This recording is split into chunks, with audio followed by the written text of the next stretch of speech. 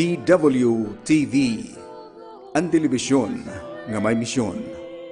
Voice of the World, TV.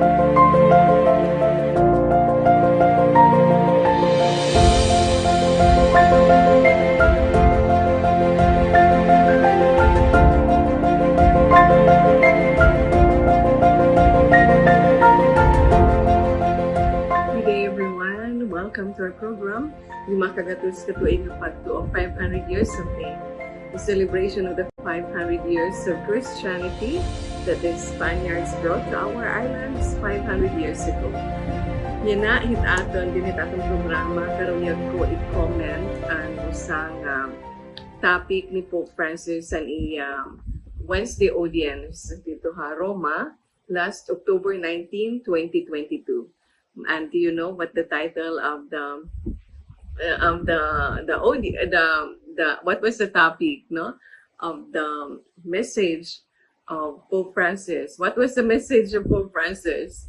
Parahan mga namamati iya ditohan audience with the Pope, and then after praying the Angelus, or before praying the Angelus, so nagpulong iyan iyang mensahe parahan mga tao nga namamati iya last October 19, 2022 dito ha St. Peter's Square in Rome, Italy. Yan, bisan kung hikatawaray kita dito darahit technology iadi mahibabaro kita hin iya mga ginpulong han iya message hadto nga iya Pope audience last October 19, 2022. And the title is Serenity Pope Francis, Be Like Saint Augustine and Examine the Story of Your Life. I like this message and invitation of Pope Francis for us to examine the story of our life. And so pagsubdat ako no, Saint Augustine. At hit aton pag-studio, pag-reflect, istorya hit aton kinabuhi. Now, I'm impressed with the story of the life of every person. Kay Serene Pahin Usaliwat ni Saint, his Saint Jose Maria Escriva de Balaguer. It istorya hit kada usaha aton, istorya hit paghigugma ngan hit kaluoy hit Ginoo haaton, hit kada usaha aton. And it's so true. If we look at our lives, if we examine our lives, marirealize natin na ungod nga itaton kinabuhi usa nga istorya hiunong hit paghigugma ang hit kaluoy hit Ginoo. Like, look at the different stages in your life. Tikang palaan ang katawo. Ako, I would even go as far back as the story of the lives of my grandparents, of my parents, and then my life. Kay dugtong, magdurugtong itatong kinabuhi. And you know what? One thing that I love is listening to the story of my grandparents, ang ira kinabuhi, and una, buhi pa anakon mga lolo-lola on the mother's side specifically, mahilig hira mag-istorya ang ira kinabuhi, han tiyempo hapon, and naging eskwela hira, and how they were growing up, inanuan padako ha ira. I love listening to their story. And then an akon lola on grandparents on the mother's side, the thing on the father's side, he Lola Nieves nga kapangaran ko. That's why I love tracing, my story ngadto pa akon lola and mama na akon daddy. Diri iya maistoryahon parukan da Lola Felisa na akon lola on my nanay ni mami. Pero an akong daddy, tiya nag-iistorya han kinabuhi ni Lola. Han ay pahirahan na nanag ko hira. And then my grandfather, ni Lolo Roberto, he came from China. Usay hadto nga mga Chinese, no? Nga mga pobre sila dito China, salit kinanhira ha Pilipinas, panuroy yung trabaho, pagnegosyo. Ngan, thanks be to God, no? Naging successful business man hiya. Hira nga anak kong lola, hira pag-asawa nga pagnegosyo.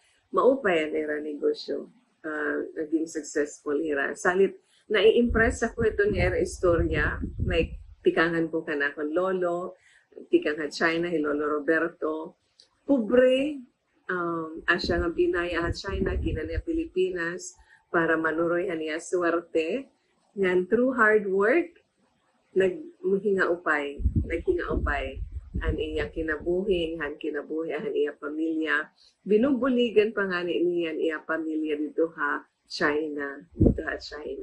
Kay may nga ni mga surat, iya mga kaorupdan dito sa China, na araw in tambulig na iya. So, impressive, di ba? Pinaagihit paniguro, naghihinga upay, ikinabuhi ito sa nga tao. Parang manliwat ni Lola Nieves, ang irada man istorya, pobrehanon, no? Usa naman nga pobre, nga pamilya, kaniya tatay para inom, damo liwat aton din hit, mga tatay para inom, pero nakadaan pag-ugophan anak, bisan kamay niya kaluyahan, pag ininom, han Hilola Nieves, nakimaluoy kaniya tatay, nga pa-eskwelahon hiya, kay pinapaudong na Hilola Nieves pag-eskwela, dara kay diri na kaya, kay wala, pobre man gihapon, pero nakimaluoy anakon lola, ay Lola Nieves, pa-eskwelahon hiya, diri iya paudgon, pag-eskwela, sumat ini istorya ini ni daddy during dinner, over meals, kami ito, nag-istorya, yung ang pamilya during meals. And those are precious moments for me. So, Hilola, pinapaudong na han iya tatay, ang pag-eskwela, dara kay wala na igarasto. Dira, harayo to dira na eskwela, katbalugan yata. O, I don't know now, kung Borongan o katbalugan, wala ayo rente. Kaya wala pahato eskwela, dira ayo rente. So, they have to go out. Salit na ko nga gasto. And di na kayahan akong great-grandparents. Pero nag-inuraw anak kong Lola Nieves. Tatay, ayaw ba po niya pag-eskwela? Ayaw pa niya. Nakimaluoy yan. Sige ko ng pag-inuraw. Tapos kinabuwasan, maram ka mo kanano, ang nahitabo, siring na akong great-grandfather, na akong Lola Nieves. Nieves, ma-eskwela ka na. Kalipay, hanakon lola. Ang maaram ka mo kung ano, ang gibuhat hanakon great-grandfather, Lolo Bino. Igimbaligya niya ang tabla, na iya gintiniro yung damo na tuig, halaba nga tuig, para igbalay nira. Kaya siya matuhan una ang pagmalay, dire-diretsyo, nagtitiro ka yung tabla, para may gamiton pagbalay. Igimbaligya niya para maka-eskwela ni Lola Nieves. So impressive na I find that story very inspiring, no? And nakapag-eskwela ni Lola, naging maestra, nagmamaestra hiya, dira niya kakilala ni Lolo Roberto, and then nag-asawa hira, na nagnegosyo, nagmaupan ira negosyo, na may niratutulong nga anak, napapang-eskwela ni Rahim, mag-upay nga mga kurso, dili ha Manila, mag-upay nga mga eskwelahan ha Manila, iginahambog ko na, dira ko iginahambog. I'm just so proud of them. Kaya si may Pope Francis to examine the story of your life, no?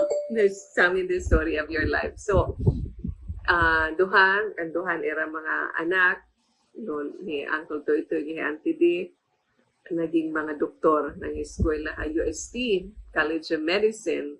Si Daddy naman, ang Udo, ang bunso, naging abogado. He studied law at the Ateneo Law School, the premier law school in our country. And kita man hibaro, hidadi ang siyahan nga nag-eskwela ha Ateneo dinhihan ha aton probinsya. So I'm proud.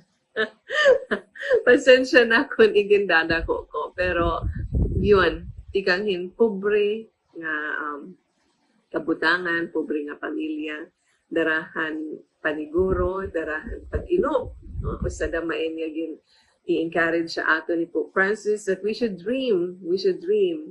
Kinahanglan mag-iinop kita, di kita mawawaraan in mga inop.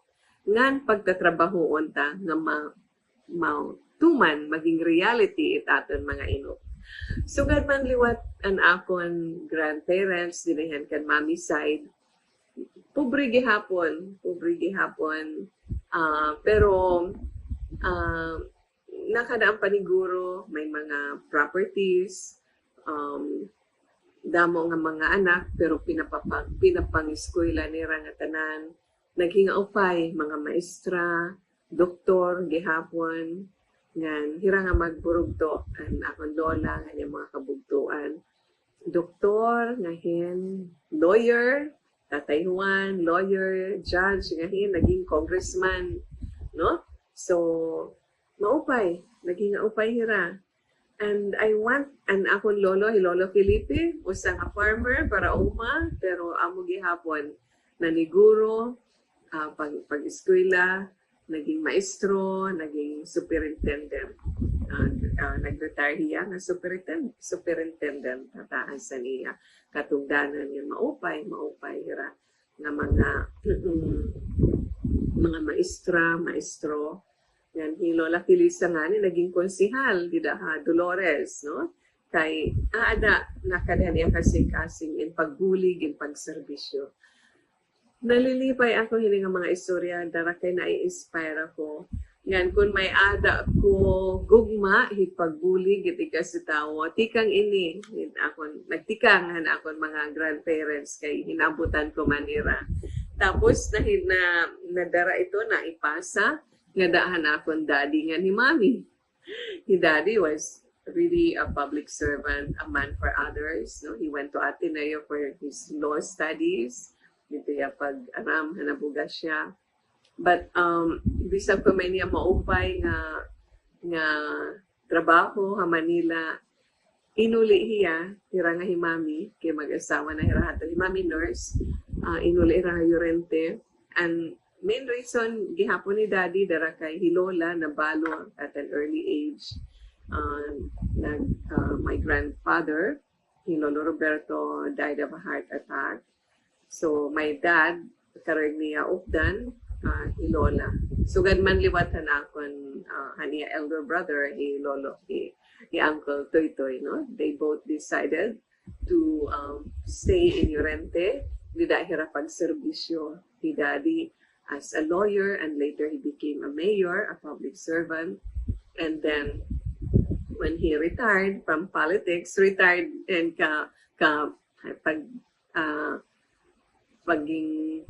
wala hiya retire ka politiko because politiko lang niya he was a leader of the party. Pero han pag dinalaga, no, for public office, he retired from that. He went to lawyering, no? And he served our people and our community as a lawyer, no? The only resident lawyer in our town. Nasukol. Nasukot. Isinirang ko nga ni, Daddy, susukot gadi ka. Nasukot gadi ya, pero very minimal. And then, nililibre pa. It iba. Kung cannot afford, o danay kaorop-dan, tagay damo nga kaorop-dan. But that's okay, because it made him happy. Para nga magserbisyo hiya nga natiyang kasitawo. Salithan, when my dad was diagnosed with cancer, and he reflected on his life, nasa rin hiya, kontento akit kinabuhi, kay nakapagserbisyo akin ako ni kasitawo, and maupay aton pamilya, mubit ang mga anak. So that's how he measured his life, with his love for his family and the service that he rendered to others. Himami gihapon, nurse siya. She was a public health nurse na I remember na sentro, na trabaho sa sentro. and naglilibot-liwat hiradidahan bungto, to render medical services to the people. So yan ang aking story, background. Kasi sabi ni Pope Francis, examine the story of your life. So, as I said, istorya atong kinabuhi, istorya hiunong hipaghigugma nganhit kaluoy hit Ginoo. Kunwari kaluoy ang Ginoo kun diri niya hinigugma ang akon mga great grandparents, an akon mga kag-anak, I will not be here. Maguri pa siguro amon kinabuhi. I don't know kung ano akya na. Pero dara kay kinaluoyan ang Ginoo, daran iya dako nga gugma hanakon mga kag-anak. So lagi nga upay. Yan ako liwat. Yun. Ako liwat kalugaringon nga kinabuhi. Istorya it akong kalugaringon nga kinabuhi. Istorya gihapon hit kaluoy nga hin pagkigugma hit Ginoo. I grew up as a very sickly child. Meada ko asthma since childhood. Yan han buti ay paak. Grabe kung inaatakar akin akong asthma. Nagagrabe ak. Gindadara ko hospital para tauran akin oxygen. And may mga near-death experiences na I had to be rushed to Borongan hospital. Dara kay seryoso ang akong kabutang. And igin istorya ha akon, and amon mga binataan akon bugti ay nga mga kabuktuan. They were praying, naluhod ko no, nangangali na di pa ako mamatay, na buhion pa ako ni aton Ginoo. So I had that near-death experience. Salit concretely, no? Usa itonhan ehemplo nga masisiring ko at akong kinabuhi. Usa liwat nga istorya hit kaluoy yan paghigugma hit Ginoo. Damo pa nga mga panhitabo hit akong kinabuhi. Mga ayat hit kinabuhi nga na-experience ko personally, and then as a family, kami ugos na pamilya. Pero nalalampasan na upay man lang, no? Waray man paghingaraot, waray man kahibang ako, akong pamilya. Daragi hapon, gugma, hit Ginoo, hit iya kaluoy. Salit dako nga akong pasalamat. And if we study, yun yung sabi ni Pope Francis, let us be like St. Augustine and examine the story of our life. St. Augustine, makasasala ato niya. Makasasala. All of us are sinners. Pero kung may ada, hindi makakasasalai usa ini St. Augustine. He had all the vices, babae, pag-inom, kung ano-ano nga mga dagko nga mga sala. He committed them. He was guilty of those kind of sins, really big sins, no? Na parungan hindi niya kinikilala ang Ginoo. Darakay na nalulunong hiya hambisyo. Pag-inom, pambabae, kung ano-ano pa ng mga sala, mga dagko ng mga sala. Pero ipinangadi hiyahan iya nanay, St. Monica, usang devout Catholic, waray hiya give up ang iya nanay, nga mag-uupay, nga magbubuutan, nga mako-convert ang iya anak ni St. Augustine. And that's what happened. No? Daragi hapon, handa ko nga kaluoy, ng paghigugma at Ginoo, St. Augustine, ang usa nga makasasala, nga dako nga makasasala nga tao, naging santo. Una, naging bishop niya, naging padi, naging bishop, dako nga katungdanan dito sa simbahan. And then, naging santo. And he's one of the doctors of the church. No? He wrote books nga nakaka-convert hit iya ay kasitawo na nagbabag-o iti ating kasitawo. And one of his famous book is Confessions, no? Siring ni Pope Francis, no? St. Augustine's Confessions, amo ito ni title ang iyang libro, that changed the lives of so many people. And mga magraot nga mga nga nga pag-ukoy ang kinabuhi naiiba nagbabag-o nagihinga upay paruhan iya kinabuhi kay na-inspire hira nga pwede mga yan magbag-o bisan kun aada kita hingkaratan no pwede talaga at a very concrete example is Saint Augustine.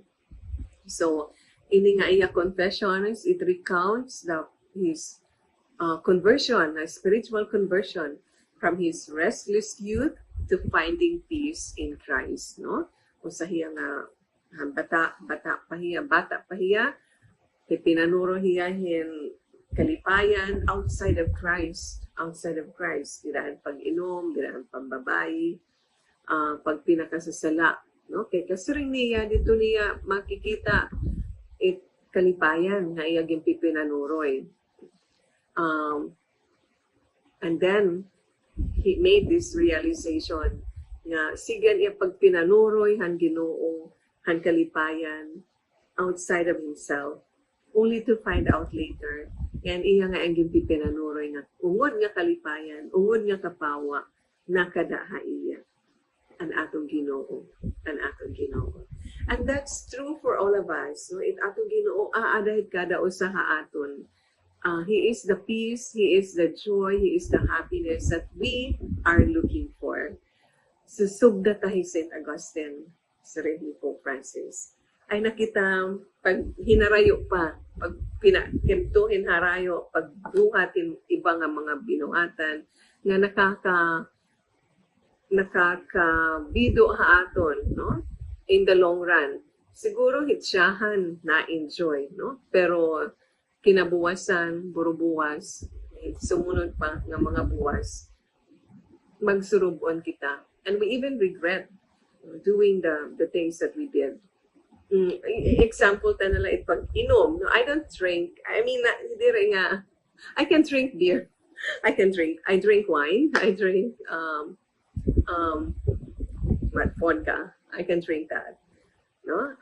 Pero dire damo. Social drinking la. I learned how to drink when I studied in London. Kaya dito normal pag-inom, dara kay mataghom dito, and then wine keeps your body warm. So that's basically the main explanation. And it's a form of bonding. Nagbabanding ka po at mga kasangkayan when you drink together. So, pero ura-ura na, sobra na pag-inom, diba? Nagkaka-hangover. I've never experienced that. So, salit direct para inom. I never had a hangover. Kaya maaramak nga madali at mahubog. Salit direct na inom. Hindamo. Kita ko lang kaya. And very, very rare. No? Only on social gatherings when they serve wine. And if there's beer. And then, so pag nag-hangover ka, okay, enjoy ka pag ininom. Pero pag nag-hangover ka naman, kinabuwasan, bugos nga adlaw, masuulit yung ulo. Hindi ka makatrabaho, hindi ka makabuhat, right? In kama. Kay masuulit yung ulo, karagnim ko maturog pa. So you suffer, di ba? Yung panandali ang kaligayahan, mas halaba itim pag-antos. Narakay diri ungod nga kalipayan. And ito nga pag-inom. Nabilit pang babae, no? Because it's moral sin, no? Salit, you may enjoy for a moment, pero you may add a stain, no? Direte mo lawas, direte mo kalag. Salit, dire ungod nga kalipayan itahihahatag hain mo. So that's what Saint Augustine realized, no? Okay, so sa ring ni Pope Francis, during his general audience on October 19, that rereading one's life, pagbasa at pagbinasa atong kinabuhi, allows us to notice the little miracles that the good Lord works for us every day. No? Di kita nasabot, pero kadamo mga milagro gibubuhat it atong Ginoo hit aton kinabuhi hit kada adlaw. Or if we take time to read and reread our life. May karuyag ni Pope Francis ng buhaton ta. Na, oo nga, no? Kung warain ang atong Ginoo, kung warain niya bulig, uunan ko daw lahat. Pagpasar, for example, pagpasar ang exam, board exam, bar exam, magpuri. Uunan ko daw lahat to. Uunan ko daw lahat to pagkahumanan at pag-eskwela. Kung waray ako buligihan Ginoo, kung waray niya kaluoy haakon, kung waray niya paghigugma haakon. Damo yung mga we usually take for granted ini nga mga butang, pero asyet karuyag haton pag karuyag ni Pope Francis pagbuhaton naton to read and reread one's life it atong kinabuhi. Kulawi ta, and we will see, no, nga nakakaraos tayo sa araw-araw dahil sa tulong, dahil sa pagmamahal ng Panginoon. Darat iya paghigugma haaton, darat iya pagbulig haaton. So, sa rin ni Pope Francis, our life is the most precious book that is given to us. A book that unfortunately many do not read, or rather they do so too late before dying. And yet, it is precisely in that book that one finds what one pointlessly seeks elsewhere. No? So, atong kinabuhi is the most precious book. Waray na sapayan, waray na mamahataas pa nga regalo nga aton, kundi atong kinabuhi. Because how are we going to enjoy life kung waray ta kinabuhi? Now, yan na, nga open na. Di na kita nagkakapiperiso, di at mga bablay. So, sige na liwat at pag kinakagawas at mga tao, pag abroad, travel abroad, or locally, or damo lang mga parties, kung ano lang ang mga karisyuhan, kalipayan. May enjoy ta ba iton kung masakit kita o kung wala na kita din? Dire, correct? Salit atong kinabuhi, pinaka-precious, no, nga regalo ka aton, because that what allows us, no, to enjoy life, no? To do the things that we enjoy. Eating, dancing, traveling, being with friends, partying, or whatever. For some of us, also for many, is serving others. No? It makes us happy and fulfilled. Ginabuli kita tato ni kasi tao. Malipayong kita. Yan, may ada sense of fulfillment. No? So, kinahanglan ta kuno ini pagbasahon ini nga atong kinabuhi. Dire kita maghuhulat nga dahil mamamatay na kita. Kay makikita ta, no, na kung may mga panahon nga kita dire malipayon. At rason hiton kay nanunuroy kita at kalipayan, gawas it atong kinabuhi, gawas kan Kristo. And asyain ang na-realize ni St. Augustine, sa ring ni Pope Francis. St. Augustine, a great seeker of the truth, had understood this just by rereading his life, noting in it the silent and discreet but incisive steps of the presence of the Lord. So ang mato ni St. Augustine, he was searching for Christ, no? He was searching for happiness. So he was a seeker of the truth. No? Pinanunuroy niya ang kamatuoran. Ang problema la, dito niya panunuroy ang mga lugar o mga butang, nga waray dito ang kamatuoran. Yan, waray dito ang ungod nga kalipayan. So, na-realize ito niya. Sige ko nila pagpinanuroy. Pero ang ungod nga kalipayan, ungod nga kamurayaw, nakada haiya.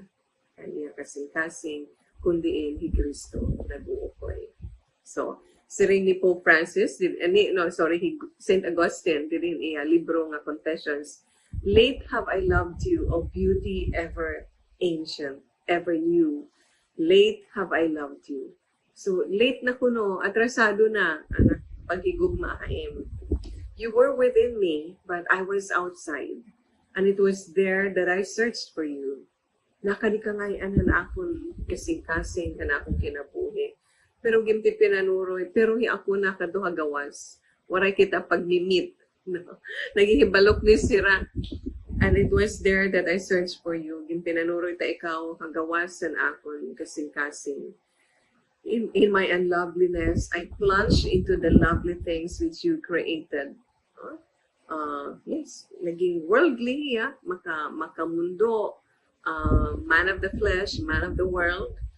But you were with me, but I was not with you. Nakadikaha akon, pero maraak didahain mo. Oh, beautiful, no? Ang kamaupay nga reflection ni St. Augustine. Salit asya init karon ni Pope Francis nga to cultivate an interior life in order to find what you are looking for. So, asya ang invitation ni Pope Francis na pagsubdon ta ni St. Augustine. Let's look for the truth, let us seek for the truth, but let us look for it in the right place. And the example and the life of St. Augustine is the example, no? Kundi inta makikita ituhod nga kalipayan, ituhod nga kapawa. Didihit aton kinabuhi kundi nag-uukoy Kristo. So Pope Francis said that reflecting on one's own story also means recognizing the presence of toxic elements in one's past and how to avoid repeating mistakes, no? So kung pag kukulawan tat atong kinabuhi, pagbabasahon tat istorya at atong kinabuhi, makikita taliwat nga may ta mga binuhatan nga dire maupay nga nakahatag haaton actually hingkabiduan nagdara haaton ngadto karatan, no?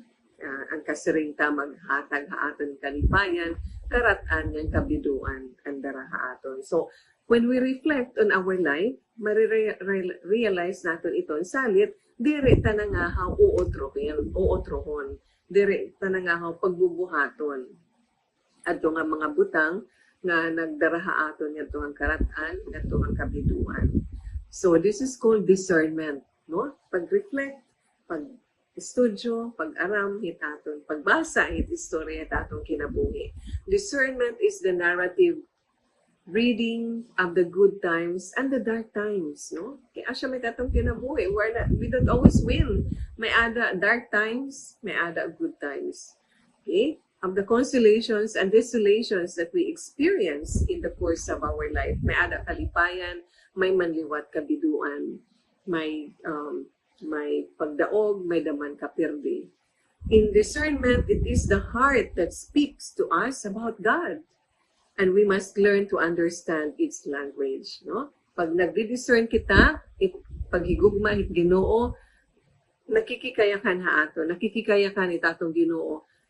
Pinaagi iya paghigugma haaton. Ngan mababation tala iton, ngan maiintindihan ta kung mamamati kita. If we keep silent and allow God to speak. So we have to shut off the noise around us. Okay? So, because now the world is so noisy. No? Maaringasa yung duro at kalibutan.